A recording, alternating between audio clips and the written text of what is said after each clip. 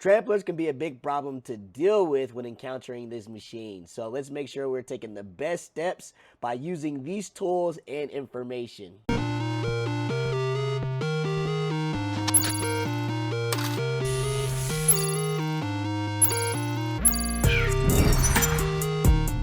I am DPG06 and welcome to Channel 06 Entertainment. This is the gaming channel for you where we cover mostly RPG games and showcase guides to boss battles and certain missions. The Tramplers can deal some crazy damage when you aren't taking the proper precautions and just being aware. So they just stomping around like they own the place, but they don't know yet that you are the owner and they're just renting the space from you. So let's go ahead and discuss about some of these weaknesses. First things first is noticing that they are weak to freeze. The tramplers are weak to the freeze component. So if you have anything like that, that will be super helpful. This will help you focus on doing a lot of damage in this type of battles. Outside of the freeze technique, let's shift over to the power cell, which can be damaged using shock or tear to expose it to deal extra damage. And once that's been taken care of, obviously we have the excavation horns as well as the processing unit. Using tear for the horns makes it easy, and anything can take off that protective piece for that processing unit. Now, the skill set is going to be similar to a lot of the other videos I've done already. If you haven't checked those out, make sure you click on that link on the top right there. That will show you all the other machines that I have done already, as well as the machines that I will be doing in the future. So, but back to the skill set, it's very, very simple when it comes to this type of thing.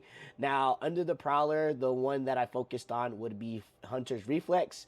What Hunter's Reflex does, time slows down while aiming during a jump or slide. So with that, is going to be partnered with concentration. Concentration is under Brave.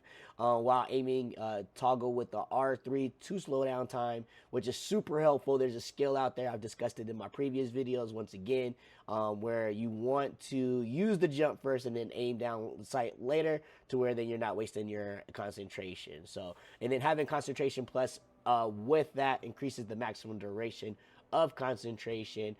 It's a super helpful skill. I would suggest it as early in the game to where you can get used to it, to when you are fighting other machines, it's not as difficult to use. Now, other ones I have under Brave would be critical hit. So using R1 for a high damage attack on downed enemies, and R1's only if you're using like PlayStation, which is what I'm on. If you're on other platforms, use that whatever button that's for you. Precision is another one I have under Brave. So light spear attacks have an increased chance to knock off armor and components. So if you do have extra points, I would always suggest double shot. So it adds an extra arrow to your bow when you are aiming.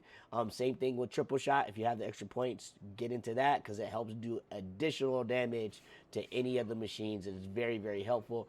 And then Precision Plus is another one that I would suggest. Just once again, light spear attacks just have an increased chance to knock off armor and components. So it just upgrades that pretty much for you. Now, the best weapons that I used to help me defeat the Tramplers was the rope caster, to tie them down with the tie rope light, and using my Karja sharp shot bow to deal as much damage as possible. But I have seen others use shock arrows. I don't have any at this time in this game, so it makes sense though. It does make sense. So if you have those to your advantage, definitely use them. Also, using freeze is a viable option as well. Now, handling the tramplers is kind of tough, just because one, you don't really run into one by itself. I haven't, at least in this game. There's always been a few, so having that rope caster makes it easier to handle these beasts and be able to focus on the areas of the critical areas on the trampler, such as like the power cell, the horns, the processing unit.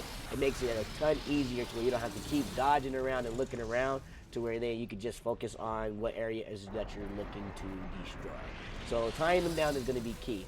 And then when you don't use this, it makes it very difficult to be able to get some accurate shots off, because once again, like I said, they're going to be trampling around. It's kind of tough to like keep eyes on one of them and dodge from the other two and all that good stuff. So use that rope caster to your advantage. But yeah, like I said, after using the rope caster, that's when you use your tear arrows. That's when you can use your freeze, all that other stuff, just to do as much damage as possible on those critical areas. Once you got them tied down, it's pretty simple and straightforward for you to be able to tame these beasts. So now you can be the person to stomp the yard. You have the knowledge and the tools to do so. So when you need more tips and helps around these machines, make sure you subscribe for more content, and like if anything in this video has been helpful to you. Comment any updates and any other tips that could be beneficial to the community, being that we are always learning and finding better ways to handle these machines. So thanks for watching. I'll catch y'all in the next video. Peace.